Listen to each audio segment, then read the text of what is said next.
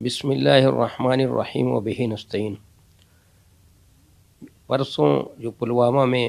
انسانی افسوس ایک حادثہ ہوا ہے، وہ بہت ہی جاں کا حادثہ ہے۔ جو بھی باضمیر انسان ہوگا اس حادثے سے دکھی ہوا ہوگا، اور دکھی وہ ہے، اور وہ اس بات کے سوچنے پر مجبور ہے کہ انسان اتنا گر چکا ہے کہ اپنے ہی جیسے بھائیوں کے اوپر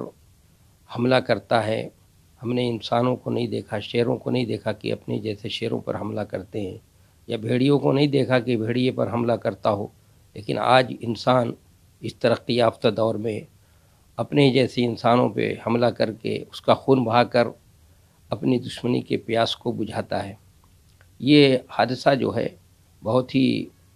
تکلیف دہ ہے، یہ انسانی حادثہ ہے۔ اس کی جتنی بھی مذمت کی جائے اور اس کی جتنی بھی تنقید کی جائے کم ہے، اس لیے میں پرزور لفظوں میں اس کی تنقید کرتا ہوں، اور یہ اس کو جو ہے جن لوگوں نے بھی کیا ہے ان کی مذمت کرتا ہوں۔ یہ جو حادثہ ہوا ہے یہ ہمیں کچھ سوچنے پر مجبور کرتا ہے۔ ایک بات تو یہ ہے کہ ہماری سیکورٹی جو نظم ہے، کیا اس میں جو سرحدوں کے اوپر اس کو بھی اس طرح سے چوکنا ہونا چاہیے کہ کچھ ایسے لوگ در آتے ہیں اور پھر آ کر کے اس طرح کے واقعات ہو جاتے ہیں۔ اس طرف بھی توجہ دینے کی ضرورت ہے،